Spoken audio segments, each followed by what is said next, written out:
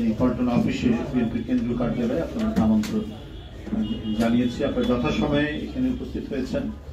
বন্ধুরা, আপনারা জানেন আমাদের একটি পক্ষকাল ব্যাপী একটি কর্মসূচি নেওয়া হয়েছিল বিজয়ের মাসে। এটা শিরোনাম ছিল বিজয়ের মাসে বিজয়ের মশাল। আপনারা নিশ্চয়ই শুনেছেন যে আমাদের এই পক্ষকাল ব্যাপী কর্মসূচিটি বিজয়ের এই মাসটিকে এবং এই মাসের তাৎপর্যকে ধারণ করে এই কর্মসূচিটি নেওয়া হয়েছিল, যেটি শুরু হতো স্বাধীনতার ঘোষণা যেখানে দিয়েছেন এদেশের মহান স্বাধীনতার ঘোষক, বহুদলীয় গণতন্ত্রের প্রবক্তা এবং এদেশের এক ক্ষণজন্মা সন্তান শহীদ রাষ্ট্রপতি জিয়াউর রহমান। সেই শহীদ রাষ্ট্রপতি জিয়াউর রহমানকে জাতীয় এবং আন্তর্জাতিক নানা চক্রান্ত ষড়যন্ত্রের মধ্যে দিয়ে তাকে হত্যা করা হয়েছিল চট্টগ্রাম সার্কিট হাউসে। বন্ধুরা, কিন্তু আজও এই মহান ব্যক্তিটির কর্ম, রাষ্ট্র পরিচালনা, উন্নয়ন, উৎপাদনের তার অসাধারণ দৃষ্টান্ত মানুষ অনুসরণ করে, স্মরণ করে এবং তার সময় মানুষ সব দিক থেকে শান্তি, শৃঙ্খলা এবং সামাজিক যে কোনো উৎপাত থেকে মানুষ নিরাপদ ছিল। এই বিজয়ের মাসের সাথে শহীদ রাষ্ট্রপতি জিয়াউর রহমানের নাম ওতপ্রোতভাবে জড়িত, কারণ তিনি ছিলেন সেই যুদ্ধের এবং আমাদের স্বাধীনতার মহান ঘোষক এবং একটি সেক্টর কমান্ডার, এবং তার সেক্টরের আন্ডারে সেই সময় আমাদের এই বাংলাদেশের যে অংশটি হানাদার বাহিনী দখল করেছিল, এই দেশটিকে দখলে নিয়ে রেখেছিল, তার বেশ কিছু অংশ মুক্ত করে রেখেছিলেন জিয়াউর রহমান। এত বড় অনন্য দেশপ্রেমিক মুক্তিযোদ্ধা দেশে দেশে খুব কমই জন্ম লাভ করে। শহীদ রাষ্ট্রপতি জিয়াউর রহমান একটি ইতিহাস।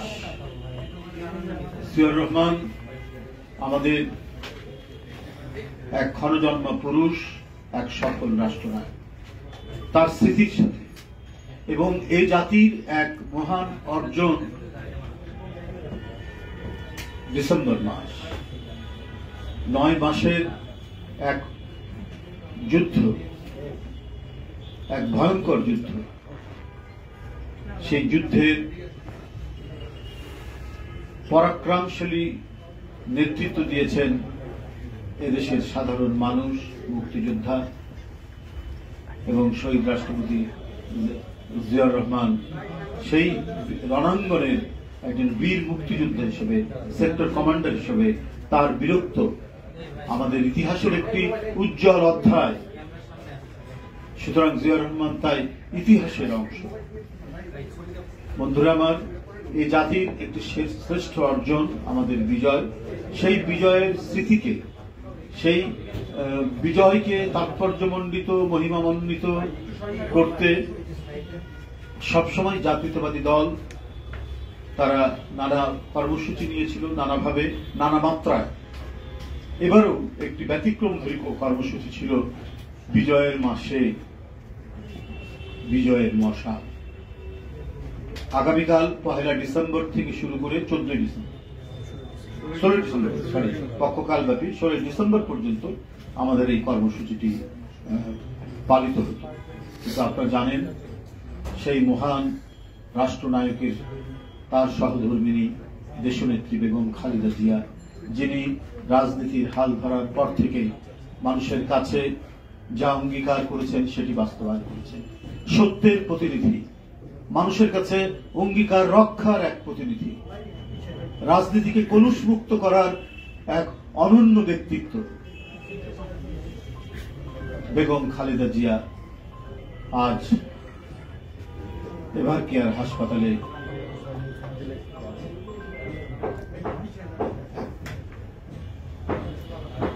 জীবন সংগ্রামে সেখানে অসুস্থ অবস্থায় রয়েছে। বন্ধুরা আমার, তার এই গুরুতর অসুস্থ অবস্থায় আমরা এই কর্মসূচিটি স্থগিত রাখছি। আমরা সবাই আল্লাহর কাছে দোয়া করছি প্রতিনিয়ত, প্রতি মুহূর্ত। এদেশের শুধু বিএনপির নেতাকর্মীরাই নয়, বিএনপির কোনো সংগঠন, অঙ্গ সংগঠন, সহযোগী সংগঠনরাই নয়, এদেশের অন্যান্য রাজনৈতিক দল, সাধারণ মানুষ উদ্বেগ, উৎকণ্ঠায় তারা আল্লাহর কাছে দোয়া করছেন, আল্লাহ যেন দেশনেত্রীকে খুব তাড়াতাড়ি আরোগ্য করে, সুস্থ করে দেয়। তার এই সংকট, তার এই জীবনের এই সংকটের কারণেই আমাদের এই কর্মসূচিটি বিজয়ের মাসে বিজয়ের মশাল এটি স্থগিত করা হয়েছে এবং এর বদলে আমাদের যে সারা দেশব্যাপী সাধারণ মানুষ যেভাবে দোয়া করছে এবং আমাদের বিভিন্ন ধরনের সংগঠন বা সমর্থক তারাও আশু সুস্থতার জন্য দোয়া করবেন। আমি আজকে সর্বশেষ যতটুকু শুনেছি তিনি তার শারীরিক অবস্থা অপরিবর্তিত রয়েছে এবং তার বিদেশ যাওয়ার ব্যাপারে তার মেডিকেল বোর্ড এখনো কোনো পরামর্শ দেননি। সেখানে চিকিৎসকরা তো কর্তব্যরত আছেনই, তার চিকিৎসকদের কাছ থেকেই আমি শুনেছি যে অবনতিশীল হয়নি, কিন্তু তাই বলে যে খুব একটা উন্নতি হয়েছে এরকমও আমরা খবর পাইনি। মানে তার শারীরিক অবস্থা অপরিবর্তিত রয়েছে। তো যাই হোক, এটাও মানে আমরা মনে করি যে দ্রুতই তিনি আরো সেরে উঠবেন, আরোগ্য লাভ করবেন, সুস্থ হয়ে উঠবেন। এটাই কোটি কোটি মানুষের প্রত্যাশা। মানুষের এই প্রত্যাশার সাথে আমরা সবাই জাতীয়তাবাদী শক্তি এবং দলের নেতাকর্মীরাও আমাদেরও সেই প্রত্যাশা, আল্লাহ তাকে দ্রুতই সুস্থ করে তুলবেন।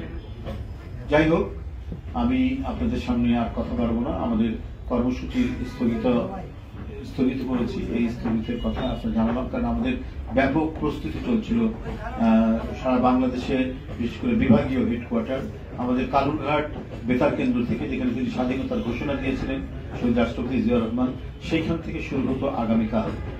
এটি রোড শো করে আপনার বিভিন্ন বিভাগে সেখানে এসে একটি সভা হতো। সেই সভার পর আবারও তারপরের দিন রোড শো করে আরেকটি বিভাগীয় শহরে সেই সভাটি, যে বিশদ কর্মসূচিটি গতকালই দলের সংগ্রামী মহাসচিব আপনাদের কাছে উপস্থাপন করেছিল।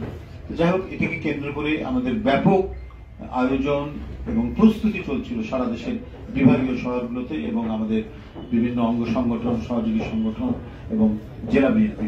কিন্তু দেশনেত্রী বেগম খালেদা জিয়ার শারীরিক অবস্থার কারণে আমরা এই কর্মসূচি স্থগিত রেখেছি। আপনারা কাছে আবেদন, আপনারা আল্লাহর কাছে দোয়া করবেন নেত্রী সুস্থ হয়ে উঠেন এবং আপনাদের মাধ্যমে সারা দেশে যারা সাধারণ মানুষ, যারা অত্যন্ত গভীর বেদনায় এবং তারা যে সহমর্মিতা দেখাচ্ছে, সবাই যেন আল্লাহর কাছে দোয়া করেন যাতে আমাদের নেত্রী দ্রুত সেরে ওঠে।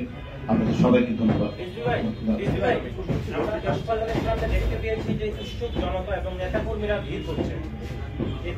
এই বিষয়ে আমরা গতকাল থেকেই বারবার বলছি এবং তার পরিবারের পক্ষ থেকে স্বয়ং ভারপ্রাপ্ত চেয়ারম্যান জনাব তারেক রহমান আমাকে টেলিফোন করে জানিয়েছেন যে তাদের যে মানে নেত্রীর প্রতি যে শ্রদ্ধা এবং নেত্রীর প্রতি তাদের যে আবেগ, সেটাকে নিঃসন্দেহে আমরা শ্রদ্ধা করি।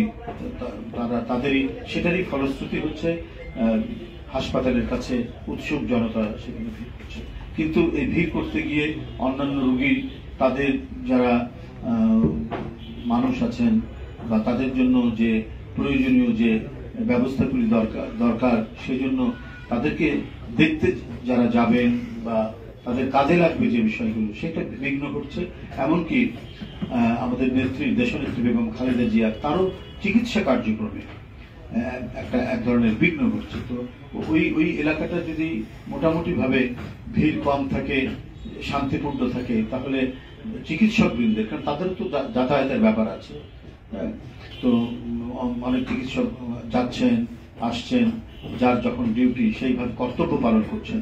কর্তব্য পালনে যাতে কোনো ধরনের বিঘ্ন না ঘটে, কোনো ধরনের বাধা সৃষ্টি না হয়, এই কারণে আমরা বলে আসছি এবং ভারপ্রাপ্ত চেয়ারম্যানও আমাকে বলেছেন আপনাদের মাধ্যমে আমরা যেন সকলকে যেন আমরা অবহিত করতে পারি, সেই বিষয়টি আমরা গতকাল থেকে অবহিত করে যাচ্ছি। আমরা প্রেস স্টেটমেন্ট দিয়েছি, আবারও আজকে আপনাদের সামনে বলছি, যারা সেখানে অবস্থান করছেন, ভিড় করছেন, হ্যাঁ, উৎসুক জনতারা যারা সেখানে দাঁড়িয়ে আছেন এবং তাদের এই ভিড় করার কারণে হাসপাতালের স্বাভাবিক কার্যক্রমে অনেক বাধা তৈরি হচ্ছে, বিঘ্ন হচ্ছে, তো এইটা করা উচিত হবে না।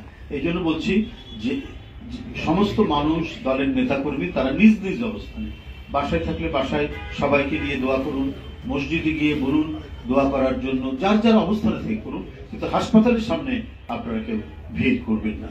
এটাই হচ্ছে একান্ত অনুরোধ আপনাদের কাছে এবং দলের নেতাকর্মীদের কাছেও এটা অনুরোধ, যাতে ম্যাডামের চিকিৎসা কার্যক্রমে যাতে কোনো ধরনের ব্যাঘাত না হয়, এটা তো আমাদের সকলের দায়িত্ব দেখা, সেটা নিশ্চয়ই আমাদের নেতাকর্মীরা দেখবেন এবং উৎসুক জনগণ সেখানে যাচ্ছেন তারাও সেই বিষয়টা সহযোগিতা করবেন, যাতে সেখানে কোনো ধরনের ভিড় বা যাতায়াতের কোনো ধরনের অসুবিধা না হয়। আমি আবারও বলছি, তারা নিজ নিজ অবস্থানে থেকে দোয়া করবেন এবং সবাইকে বলবেন দোয়া করার জন্য। ধন্যবাদ সবাইকে, ধন্যবাদ।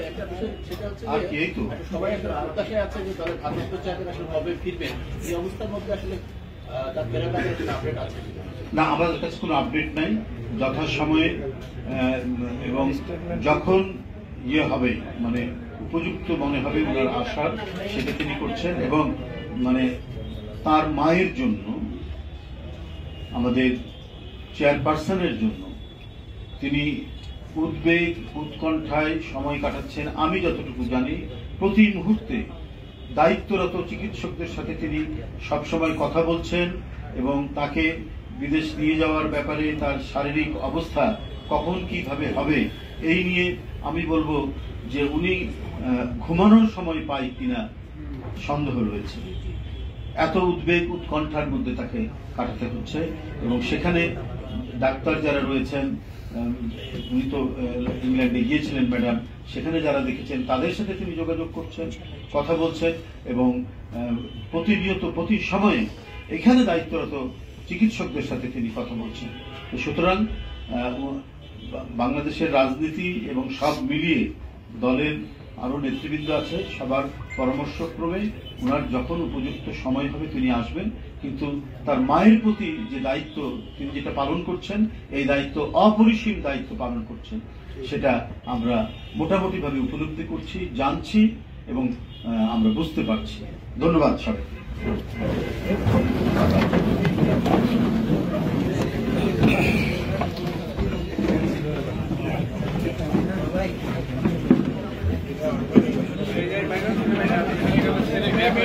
Better.